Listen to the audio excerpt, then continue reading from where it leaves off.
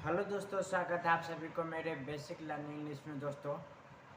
दोस्तों मैं आज फिर नए एक टॉपिक के साथ आया हूँ और वो टॉपिक हमारा बहुत ही इम्पोर्टेंट क्वेश्चन से रिलेटिव है और मोस्ट इम्पोर्टेंट साइंस का टॉपिक उठाए हैं, जो कि वो टॉपिक जो हमारा है ये साइंस से रिलेटिव है और वो पीएच के बारे में आपको जानकारी होना चाहिए। पीएच के बारे में हम आज बात करेंगे। दोस्तों आपको तो पता होगा कि पीएच से भी क्वेश्चन आते हैं, एक दो क्वेश्चन आ जाते हैं पीएच से भी। तो मतलब पीएच के बारे में क्वेश्चन आए ना आए दोस्तों, हमें हर एक प्रकार का नॉलेज रहना चाहिए, क्योंकि नॉलेज वो बेस्ट चीज़ है कि मतलब अगर आपको सिलेक्शन नहीं भी हो रहा है तो आप अपने नॉलेज से मतलब पढ़ा सकते हैं, या फिर मतलब अलग अलग तरह का मतलब अपने अपने दिमाग के मेथड से वो नॉलेज का प्रयोग कर सकते हैं। चलिए दोस्तों, हम बढ़ते हैं आगे और बात करते हैं पीएच क्या होता है। सबसे पहले दोस्तों आप सब सिगरेट रहिए, क्योंकि कोरोना का दौर चल रहा है। इसमें मतलब बहुत सारे बीमारी तो गए, लेकिन आज का दौर में जो कोरोना आया है ये सबसे ज़्यादा महामारी फैला दिए हैं। यहाँ तक कि लोगों से डिस्टेंस रखना, यहाँ हमेशा हाथ धोना, सैनिटाइजर लगाना, प्लस लोगों के समक्ष भी न जाना, यानी बहुत सारे मतलब परिवर्तन ला दिए हमारे जीवन में। यहाँ तक कि सब चीज़ बंद कर दिए हैं। तो चलिए दोस्तों हम शुरू करते हैं। आप सब सिगरेट रहिए सबसे। चलिए पीएच क्या होता है। सबसे पहले पीएच का फुल फॉर्म क्या होता है। फुल फॉर्म तो पीएच का फुल फॉर्म जो होता है power of hydrogen. Power of hydrogen pH का फुल फॉर्म होता है। यानी पीएच किसे कहते हैं, तो पीएच मान लीजिए किसी भी घोल लीजिए और उस घोल का ना आप मतलब जांच कीजिए पीएच मीटर से, तो आपको पता चले कि पीएच सच में होता है क्या। पीएच मान लीजिए कि आपको मतलब किसी को फीवर होता है, तो जब उसको फीवर और डॉक्टर के पास जाता है तो उसका टेम्परेचर नाप किया जाता है, उसका टेम्परेचर देखता है कि कितना है, वही होता है पीएच। उसी तरह पीएच का भी टेम्परेचर होता है और उसका जांच होता है। तो सबसे पहले पीएच का टेम्परेचर जांच कितना तक होता है, तो ये 0 से लेकर के 14 तक होता है। 0 से लेकर के 14 तक, यानी कि 14 तक होता है। इससे आगे पीएच 15 नहीं होता है। तो इसका मेन एवरेज क्या है, मिनिमम 14 तक। तो पीएच का इतना तक होता है। उसके बाद देखते हैं पावर ऑफ हाइड्रोजन का क्या है। तो पावर ऑफ हाइड्रोजन यानी पीएच से हम पता क्या करते हैं, तो पीएच से हम तीन प्रकार के चीज़ों का पता करते हैं। तीन प्रकार मतलब घोल एक लीजिए, और घोल अगर आपके पास कोई घोल हो तो उसमें तीन प्रकार का जांच आप कर सकते हैं। उसी घोल में, एक ही घोल में आप तीन प्रकार का परिवर्तन देख सकते हैं। तो पीएच से हम तीन प्रकार का परिवर्तन देख सकते हैं, और क्या क्या देख सकते हैं तो वो देखते हैं। पीएच जो होता है आपको बता दिए कि 0 से लेकर के 14 तक इसका मेन एवरेज होता है टेम्परेचर का, और इसका तीन रूप में देखा जा सकता है। जैसे में मान लीजिए आप एक घोल लीजिए अपने पास, और घोल को ना क्या कीजिए कि उस घोल में मतलब अपने पास घोल बना लीजिए और पीएच मीटर के माध्यम से उसको जांचिए। सबसे पहले पीएच का तीन माध्यम जो है वो क्या क्या होता है तो हम बता देते हैं। फर्स्ट होता है एसिड, यानी कि जिसे हम अम्लीय कहते हैं। सेकेंड होता है क्षारीय, जिसे हम बेस कहते हैं। और तीसरा होता है उदासीन, जिसे हम न्यूट्रल कहते हैं। तो ये तीन होता है, एसिड, बेस और न्यूट्रल। ये यानी कि अम्लीय, क्षार और उदासीन। ये तीन प्रकार में हम पीएच को देखते हैं। ये तीन तरह का नाम है उस पीएच का जांच करने के लिए, निकालने के लिए। अब अम्लीय कब उसको कितना डिग्री टेम्परेचर रहे तो उसको हम अम्लीय कहे, कितना टेम्परेचर रहे तो उसको हम क्षारीय कहे, कितना टेम्परेचर है जो उसको हम उदासीन कहे। तो इस पे हम बात करने जा रहे हैं। दोस्तों आप जान लीजिए कि उदासीन कब कहा जाए, तो आप सबसे पहले अब मान लीजिए कि एक घोल लीजिए और उसका पीएच चेक कीजिए। पीएच मीटर से चेक किया जाता है और पीएच चेक करने पर क्या होता है, तो पीएच का मान 7 अगर हो, अगर पीएच का मान उस घोल में पीएच मीटर को, मतलब पीएच मीटर में 2 प्रकार के पारा निकले होते हैं, उस घोल में उसको डालिए। अगर उसका पीएच मान 7 आ रहा है तो समझिए कि उस पीएच मान का अति नाम होगा उदासीन। उस पीएच का मान क्या होगा, न्यूट्रल होगा, यानी कि उदासीन होगा। अगर उस पीएच मान का वो उसका टेम्परेचर ना कर 7 आ रहा है, तब वो क्या किस रूप में होगा, उदासीन के रूप में, यानी कि न्यूट्रल के रूप में होगा।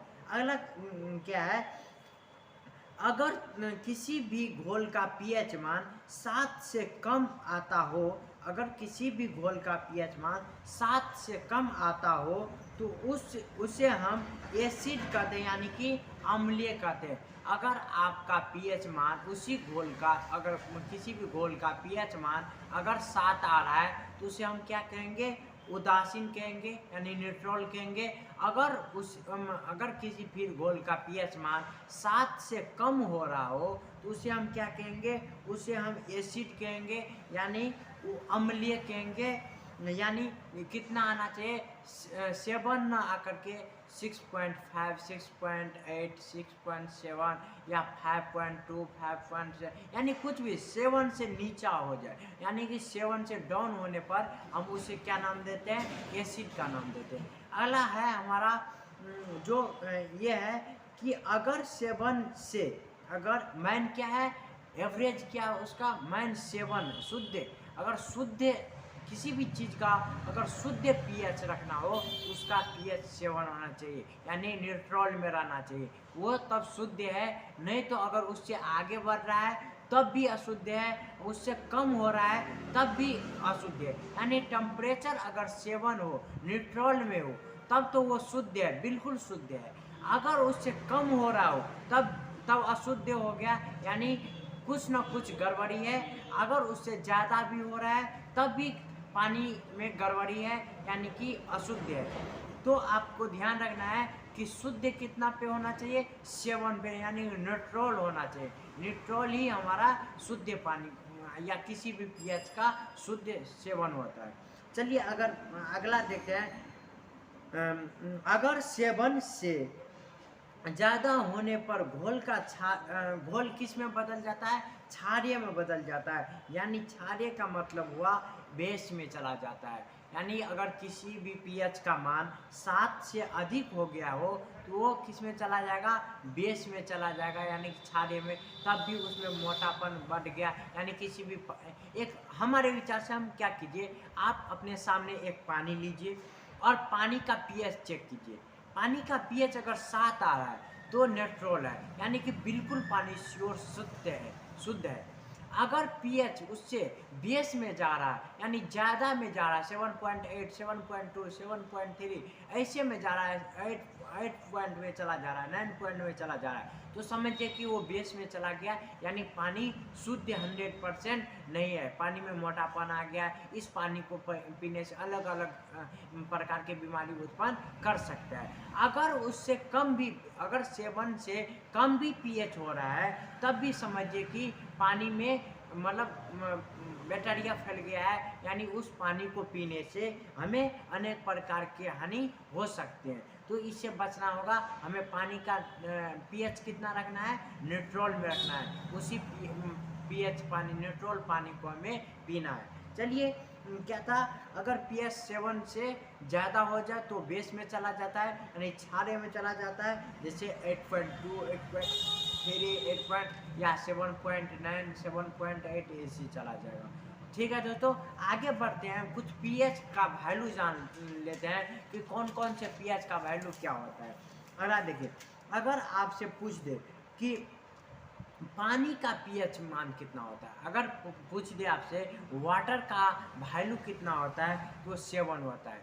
कितना होता है, शुद्ध वाटर का वैल्यू कितना होता है, 7 होता है। नमक यानी कि सॉल्ट का वैल्यू कितना होता है शुद्ध मतलब तो इसका भी 7 होता है, यानी कि 7 होता है। NaCl का pH मान अगर जांचा जाए तो उसका भी 7 होता है। ठीक है दोस्तों।